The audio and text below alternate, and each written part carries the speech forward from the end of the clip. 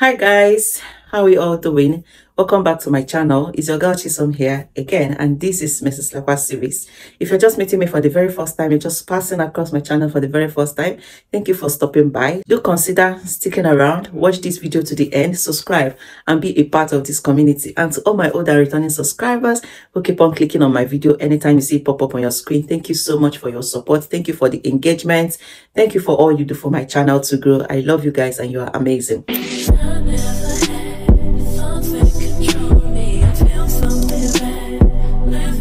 So guys, if you're new in the UK work system, or you are still in your home country aspiring to come to the UK and you have interest working for the NHS or working for your council or working for any government job at all, you know that usually these councils and the NHS, their own application is different from the regular job applications you see on Indeed or company websites and the rest of them. Most of the time in the company website, it's all about filling the application forms. If it's on Indeed, sometimes you just automatically submit your CV and all that. But if it is the NHS, if you have filled a job application in the NHS before, you understand what I mean. You understand with me that it is not just that it's not just that simple, you know, filling forms. It is well detailed. If you've also done it for your council, maybe the borough, your council, or wherever it is you're looking for this job, once it is government job, it is different. The application forms are different, the requirements are different, supporting statements and all that. So the purpose of this video, somebody actually sent me a mail to help her review, because she said she's been applying for jobs in the NHS and then nothing is forthcoming, and she's wondering because she knows that she has done everything she's supposed to do, both the CV, the supporting statement and everything according to her is just on track, but why are the interviews not forthcoming? I asked her to download her application form and send to me. Let's look at it together. So I noticed some mistakes she made in this application form that could be causing her these job opportunities, could be the reason why she's not getting these jobs. And I said, okay, I'm going to be making a video about it, because sometimes most of my videos are from real life experiences, like something I have had someone struggle in the past with, and I help the person navigate through that. And I'm like, okay, let's even put it out there in case a lot of other people are doing exactly the same mistake. So what is it that I observed in this application? You know that when you're filling an NHS form, it is well detailed. First of all, when you are filling a form in the NHS application website, or you're filling a form in the council or government, any government work at all, like I've said, do not skip any section. Every section is very, very important. When you're filling these forms, and even if the section does not apply to you, sometimes they might ask you a question. Say, for instance, are you a relation of any director, or do you know anybody that is working with us? If you know, if yes, put their name. Don't say, oh, because I don't know, skip. Please, anyone that does not apply to you, always put not applicable or NA, not applicable. Do not skip, because most of the time, if you skip application form sections, they will not consider you for an interview. They will not pick you for an interview. So even if that section does not apply to you, do you have this or do you have that? Maybe you're applying for a job that has to do with certifications, and then they say, do you have teachers license, teaching license, or this license or the other, and you feel no that you don't have it, put your license number or anything. If it does not apply to that job, put it there that it is not a requirement in this post or not applicable. Please do not leave it vacant. You must put something. You must put something. If it's applicable to you, put yes, put the details they are requesting for. If it is not, put not applicable, but do not skip. That is one. Another very important thing that is actually the main purpose of this video that I notice people do a lot is they skip those gaps in employment. Most of us that are new into the system in the UK, I don't know about other countries, I'm saying with regards to the UK, we don't understand gaps in employment. That section they say gaps in employment. Now, if you're coming from Africa, you know that usually we don't really take it seriously. Like, you're going to apply for a job, nobody really asks you, why were you not working from so period to so period? I don't know. Maybe in your CV, you have put that you were working from 2012 August until 2018 December, and then your next job started from 2019 September until whenever. So between that 2018 December to 2019 August, what were you doing? A lot of us don't know that gaps in employment when it comes to the UK setting, especially government jobs. When you go to this website, NHS website, council website, if you're applying for a council job, you will notice that that gaps in employment section is always there. Please, it is very important. Do not leave gaps in your employment.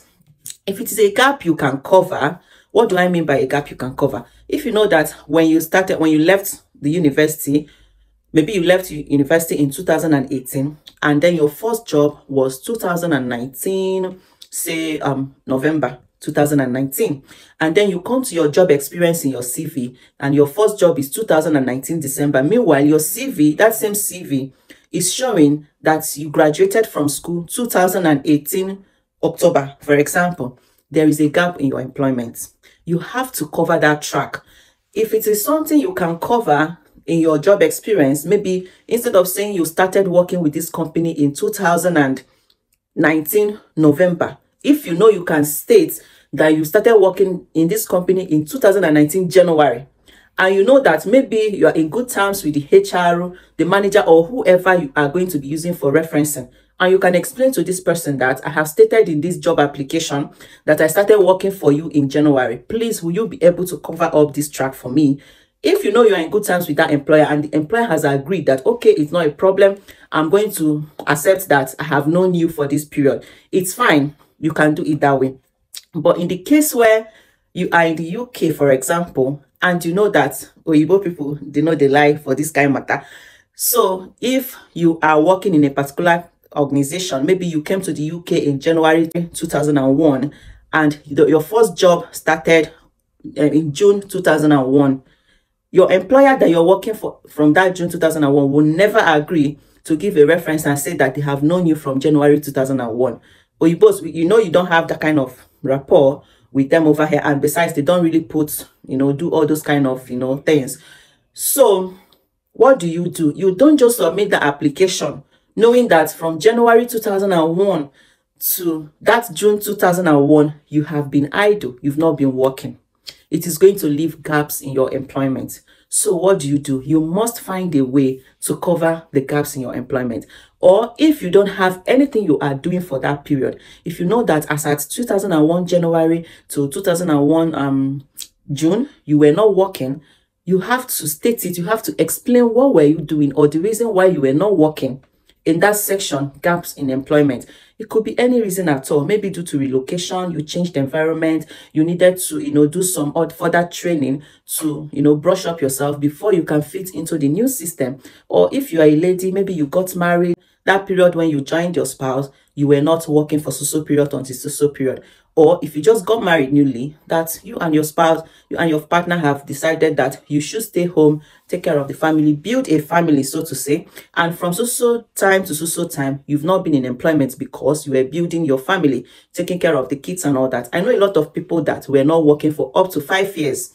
Yes, they have as much as 5 years gap in their employment. You can state reasons like that. Yeah, you were taking care of your kids, you were taking care of building your family, you were doing but you must explain why there was a gap in your employment. As long as it's been more than 3 months. Any gap that is less than 3 months, it can be waived. But as long as it's more than 3 months, 6 months, a year, 2 years, you must explain that gap. Okay, whatever your reason is, state it there. Okay, if it is something you can cover, like I've said, if it's something you can cover to avoid long story, just cover it with dates. Make sure that if you're saying you are stepping out of a job in January, the next job you're starting should not be more than 3 months. Okay, so in that your CV where you have employment history, you worked in 3 companies.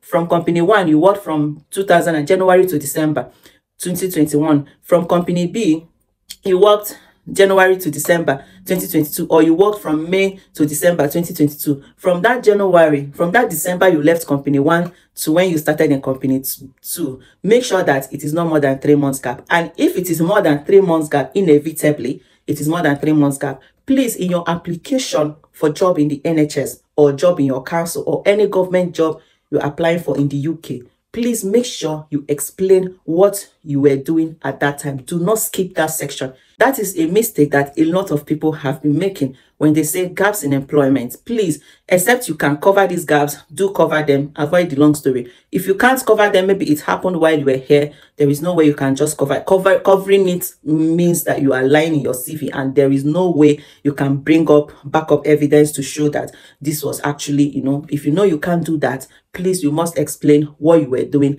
during this period. It's not a problem. They're not saying you must be in employment or you must not be. The issue is, if you were not in employment at that time, why were you not in employment at that time? Because they want to know. That is the system here. You must explain gaps in employment. Very important. Now, for those of us who are already here, you know that you're already in the UK, and that since you came to the UK, you've not had an opportunity to work. You know that already your gaps in employment are piling up. So any job at all you get in the NHS or in your council, any government job at all you get, you must be explaining that gap in employment. So I will always advise people, I've always said it before, I've said it in a lot of my videos, I'm going to reiterate it in this video. This is where volunteering comes in. If you're already in the UK, since you came, maybe you are a dependent, you didn't have a job that brought you in, or you are a student, there was no job that brought you in, and since you came, you've not been working, or you worked for a certain period and then you stopped working for that period, one reason or the other, and then for the past 3 months, for the past 4 months, you've not been working, and you're looking for a job in these sectors. Please, that is where volunteering comes in. When they say employment, they don't necessarily mean paid employment. It's not a must that you must be engaged in paid employment. In this country, volunteering is a big deal. They don't joke with volunteering. Volunteering is as good as you are having that job. You are engaged that period. Nobody will say because you were volunteering, you were out of employment, or you were out of job, or you were idle. Volunteering is a very big deal. Even if it means 1 hour in a week, 2 hours in a week, find volunteering opportunities. So that is where volunteering comes in. If, for example, you know that you are no longer in employment currently, you are still looking for a job, and you don't know how long it's going to even take you to find this job, instead of leaving that gap so that when you get a job, you start explaining why you have not been working for this period of time, please go and find volunteering opportunities. You can volunteer. They are everywhere. In every nook and cranny, you will find volunteering opportunities, charity shops, volunteering, even the NHS. I am an NHS community responder. I volunteer for the NHS every week. Even in the NHS, they have volunteering opportunities. The Red Cross, British Heart Foundation, every charity, you must find a volunteer. Even in your church where you worship, you can do volunteering. Volunteering opportunities are just everywhere. Find out what you can do for your local community to be a volunteer, so that when you get this job, even when you are not working, you are not in employment, you can always put it in your CV that you were a volunteer for this period to this period. So you find out that that gap in employment is no longer there, because even while you were not engaged in a paid employment, you were actively volunteering. You were not idle. So you will not leave gap in your employment history. And also, the referencing that comes from this volunteering activity goes a long way. I've always said it. Volunteering, the referencing goes a long way. A lot of people will come, they will say they don't have UK reference. How do I get UK reference? I don't have UK. You forgot that volunteering will give you that UK reference. If you're looking for a job in health and care, for example, and you know that this job will need you to have UK experience, except those that says UK paid experience, you know, okay, that one said UK paid experience, and you don't have UK paid experience, you move on to the next job. Some other jobs will tell you UK experience. It could be that you volunteered in a charity, you volunteered in the NHS, you volunteered in any role that is relevant to that job you're applying for. It will pass.